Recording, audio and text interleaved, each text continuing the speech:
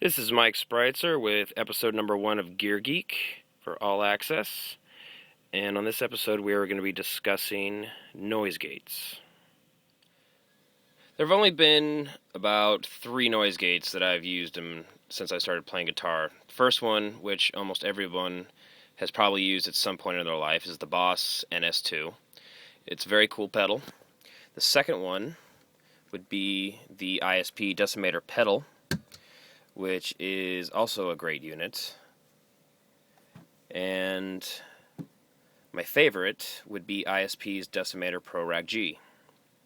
This is the one I've been using for many years, and it is always had a place in my rack, and I probably will never get rid of it or use anything else. I absolutely love this. Alright, first up is the Boss NS2 noise suppressor. I used this for a couple years when I first joined Double Driver back in 2004, and it's a cool little unit. Very simple to use. 2 knobs, threshold, decay. You can use it as a noise reduction or a mute switch, which can come in handy. It has an input and output, and also has a send and return. Boss has a very good diagram in their manual on how to properly set one of these things up in your signal chain.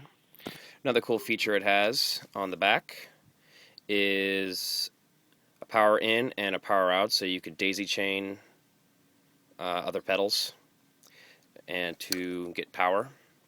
It's very nice to avoid some clutter if you're powering your pedals with an AC adapter rather than the 9-volt. It does take a 9-volt, by the way. Just inside there, you unscrew that thumb screw, and that's how you access the 9-volt. And that's pretty much it about the noise suppressor. The one thing I did recently find out from Jim Root from Stone Sour and Slipknot is he likes to use one of these pedals, and the newer pedals are made with lead-free solder, and for some reason they don't work as well as the older ones. I'm pretty sure this one was made with solder with lead in it, so I'm pretty sure this is one of the good ones. But I haven't used it in a long time, so I can't be for certain. But what he does is he actually has his guitar tech take apart the new ones and resolder everything with proper solder to make it work well. And that's the Boss NS2. Alright, next up, this shiny little box is the ISP Decimator noise reduction pedal. And I don't use this very often. The main reason I bought this is for if we go overseas or go to places like South America where I don't want to take a whole lot of gear with me, and possibly even just use a cable rather than use my wireless system. I'll just take this and to make things easier. It's a great pedal. It's very simple, just one knob. This is an older model. The newer models that I've seen are more like the Boss NS2, and it has an input and output, and it has a send and return as well. So it allows you to go directly into this, and if you're using your effects loop in your amp, you can also basically have 2 sections of noise reduction.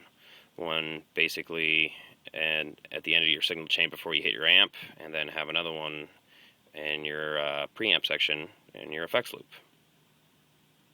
And that is the ISP Decimator noise reduction pedal.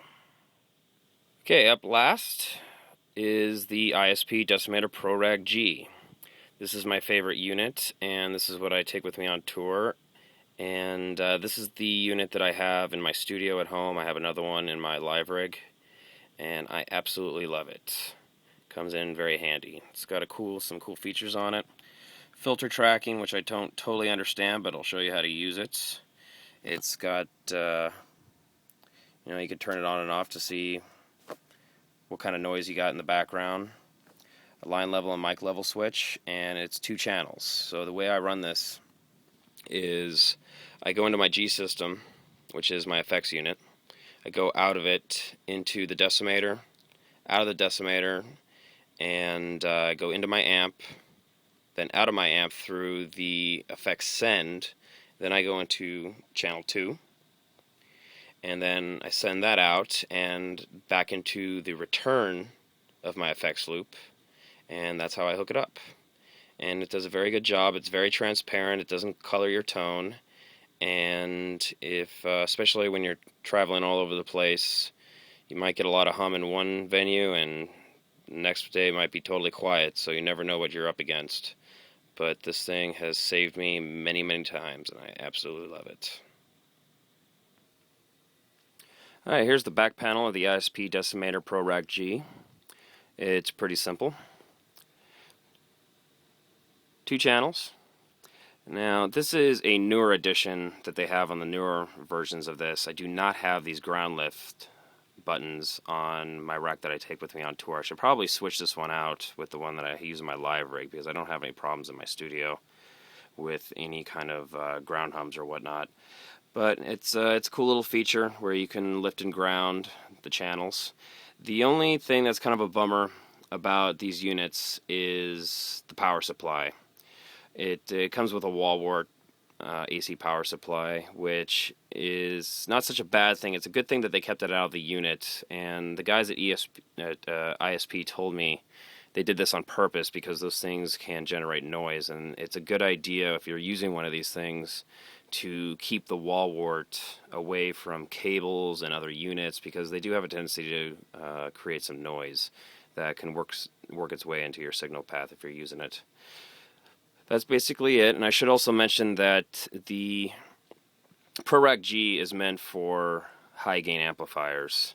They have a version just called the ProRack that is meant for other amps.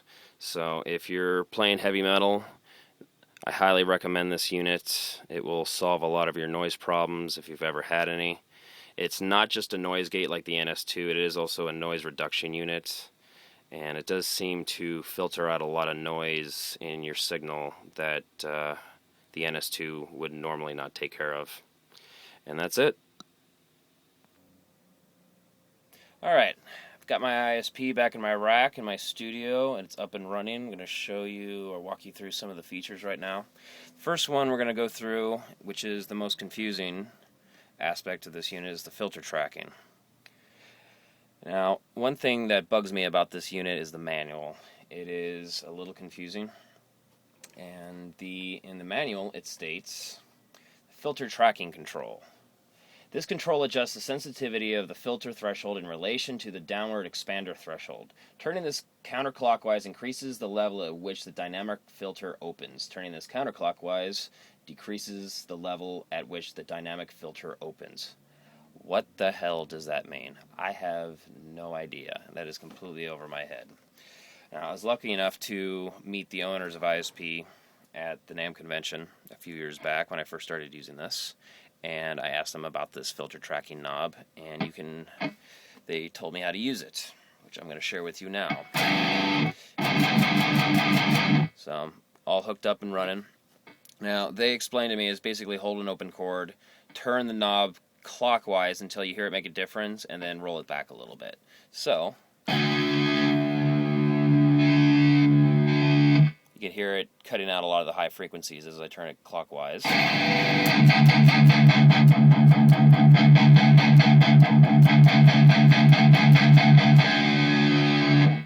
don't really understand the whole point of it, but that's how they told me to use it, so that's what I'm going to do. The next feature is just turning the gates on and off. You can hear the difference of what it's doing for you right there. It can come in real handy if you're doing some chugging riffs where there might have some stops to cut out the noise, save you some editing when you're recording, and just make you sound a little tighter, or clean things up when you're playing live. I'm only using channel 1 right now. Channel 2 is not hooked up. I don't really need it because I only need one channel of filtering at the moment. I am using my PV Rockmaster right now, in case you're wondering. Threshold knob is, you don't want to set it too low, otherwise the gate won't kick in. Set it too high, and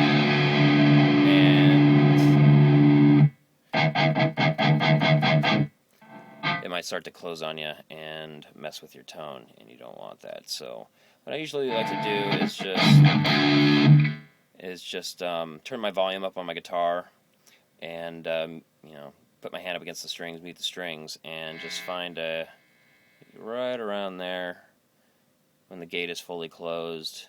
It's probably whereabouts you want to leave. You might have to go make some adjustments. Now, when I'm using this in my live rig, I almost always, it seems like the level that my signal is always identical from my preamp and from the other stage of my guitar. So I always leave the knobs at the exact same settings as one another. Some days I have to turn it up a little bit more. Some days I have to turn it down a little bit depending on where we're playing. And last but not least is the -10 plus 4 dB switch. I believe this is just a reference button so the unit knows what kind of signal is entering into your decimator.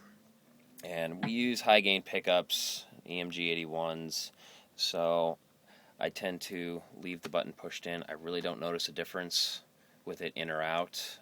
Maybe there is a difference and I'm just not hearing it, but I just go by what the manual tells me, and so I just leave it in all the time. And that's the ISP Decimator ProRag G.